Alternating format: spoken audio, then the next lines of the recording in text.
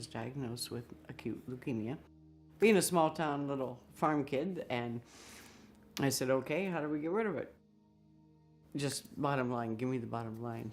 And he said, your son has maybe 3.5 years through medical technology. He said, maybe 35%, the very max would be 50% survival. That night I made a promise and a vow to, live a lifetime in 3 years, bar none. When Christopher got ill for the last time, it was in mid-April 1980, I made a phone call to Tom Austin, U.S. Customs agent. He and his wife and I and Chris and their kids had been friends throughout the 3 years. And I said, Tommy, if there's any way to call in that promise, now is the time. They wanted to do something special for this little boy, to make his dream of being a police officer more real. 7-year-old Chris Greicius of Phoenix was awarded the honorary rank of patrolman in late April. Chris is a leukemia patient. He's going to be confined to a hospital soon, but he's always wanted to be a highway patrolman. He got on the phone and called Ronnie Cox. He says, Ronnie, it's time. And Ronnie got on the phone and started calling some of his people, and a helicopter ride was arranged in a real Ranger helicopter. It was a wonderful, wonderful day, and that was April 29th, 1980. It was an absolutely marvelous, marvelous day on May 1st also.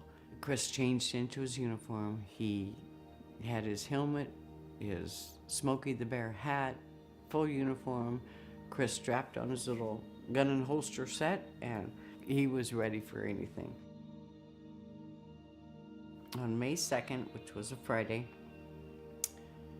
he woke up and he says, Mommy, I don't feel good. And he says, I want to go see my doctor. So took him to the hospital. We checked him in. He said, Mommy, I want all my police stuff. I need my uniform, I need everything here. On Saturday morning, May 3rd, he kind of woke up, he saw his uniform, he saw all of his police things, and he said, Mommy, Mommy, where are you? I said, I'm right here, sweetheart. And he says, I love you. You've been a good mommy. Just later that night, about 7:35, he passed away.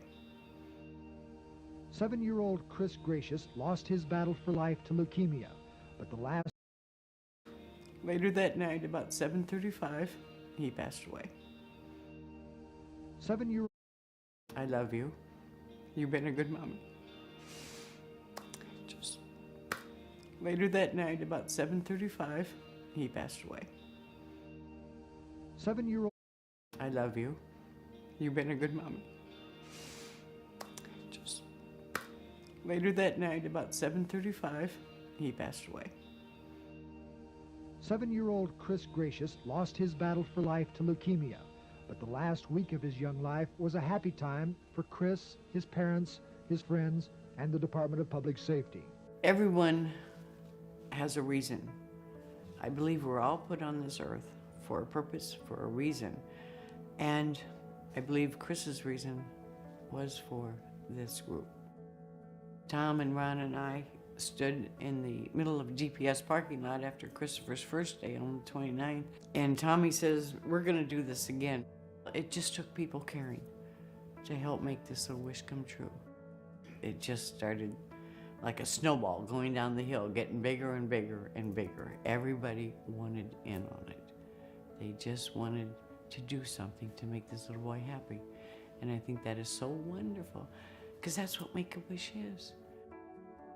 It gave me strength, hope, and joy because there was people that cared. There were people that came into my life that said, hey, everything's gonna be all right. It will be okay. For Make-A-Wish to come in and say, you deserve a wish. There's no worries, there's no stress whatsoever. And they come back just elated, just so happy with smiles, giggles, laughter, memories that carry on forever. Those last forever. There are nice things that happen in this world. There are good people out there that just want to help. When I was tucking him into bed, he went to sleep with the badge in his hand. And I tucked him, kissed him goodnight, and he says, "Mommy, does this make me a real cop?" And I said, "Yes, it does." I said, "It's official. But to me, you're always going to be a trooper." I believe this was Christopher's purpose. And he felt me worthy enough to keep carrying that torch. And I'm still kicking, so yes, I will do it till the day he calls me home.